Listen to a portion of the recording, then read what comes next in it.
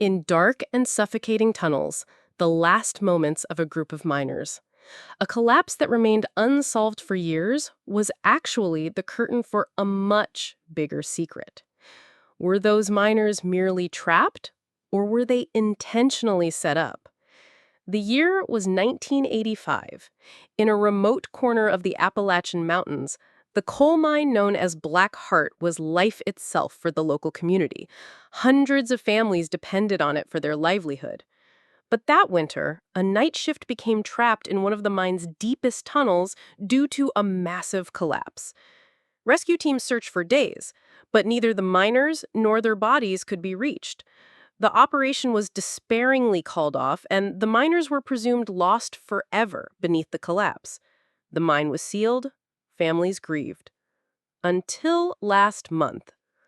Last month, a group of hikers near the old mine claimed they heard strange sounds and saw flashes of light from the abandoned entrance. While local police dismissed these claims as superstition, they managed to convince me. As I began reviewing the mine disaster files, I realized that official reports had overlooked some crucial details. This incident seemed like a routine accident, but I had a suspicion.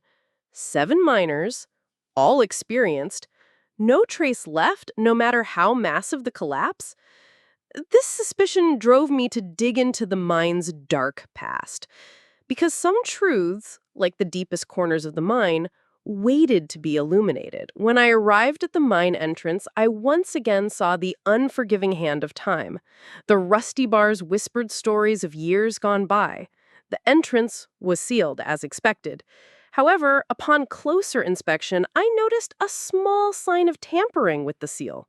It wasn't recent, but it looked like it had been done not long ago. So, someone had entered here before me.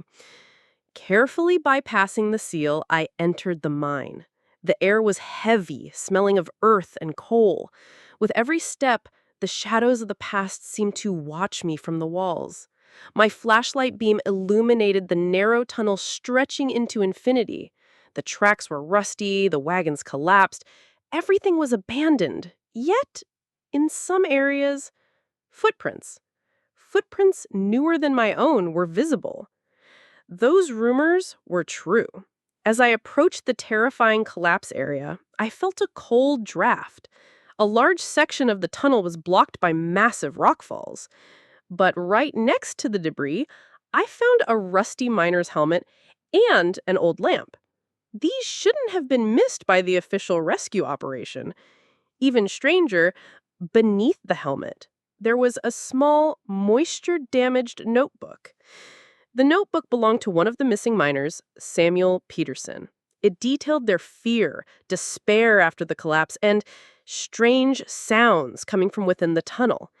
The air is running out. Someone seemed to be reinforcing the tunnel from the outside, but then the sounds stopped. It's like they trapped us here. On the last page of the notebook, scribbled in the darkness, was a series of symbols that seemed meaningless. Yet these symbols looked familiar to me. It took me days to meticulously comb through the period's railway records.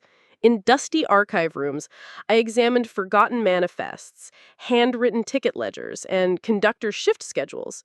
My goal was to capture every detail of the Black Heart Mine's history. Samuel's notebook mentioned symbols, and my research led me to discover these were secret markings used by very old mining families in the region. These symbols were used to mark certain special tunnels or hidden chambers within the mine.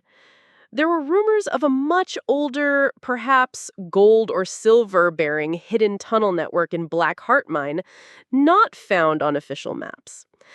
I delved deep into the mine's former owners and property records. A founder of the mine named Jonathan Blackwood was mentioned.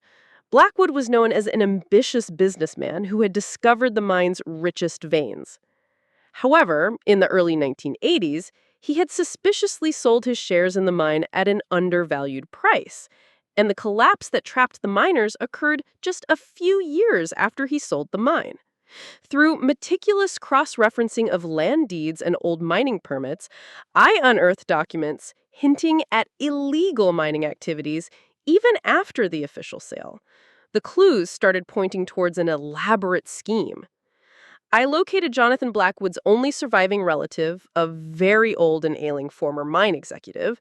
Though initially hesitant to speak, the burden of his conscience must have been too heavy. He whispered to me that Blackwood had discovered a secret gold vein deep within the mine, one not present on official records, and that he had continued to secretly operate this vein with his own men, even after selling the mine. He described Blackwood as a ruthless man, driven by an insatiable greed, willing to go to any lengths to protect his hidden fortune.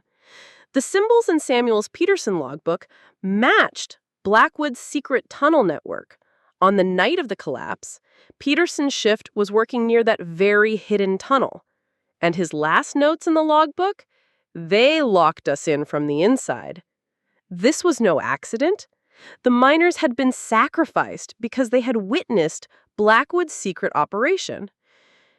We returned to the Black Heart mine with the police and expert teams. Peterson's logbook and the symbols I deciphered led us to the entrance of a hidden side tunnel just beyond the main collapse. This tunnel was absent from official mining maps, but it was part of Blackwood's own clandestine plans. The team began carefully working to open the tunnel. Every meter brought us closer to the truth. The air grew heavy with anticipation, and the sound of drills cutting through rock echoed ominously through the narrow passageways, a stark contrast to the decades of silence that had shrouded this place. When the tunnel opened, the rusted mining equipment found inside indicated that this area had been excavated before. And behind the debris, we discovered a deeper, artificially sealed, narrow passage. This was the place Peterson's logbook referred to as where they were locked in. And inside, we found not the miners' bodies, but something far more, the remnants of a sturdy, man-made barricade deliberately placed to seal off the passage left no doubt that this was an intentional act, not a natural collapse. Following the passage, we reached that secret gold vein, and there, the miners' bodies were not found. However, there were clues confirming the last moments Peterson described in his logbook. The miners had been deliberately left in the tunnel by Blackwood after being locked in from the inside and then poisoned with gas from the outside. Their bodies had later been moved even deeper into the mine to a place no one could reach. Blackwood had wanted to bury the miners and the mine's secret gold vein forever. But some secrets, even in the darkest tunnels, wait to be brought to light. The Black Heart mine was not just a disaster, it was a ruthless murder. And this story proved that even the deepest secrets of time can be brought to light. Until the next mystery, stay curious and always look beyond the obvious.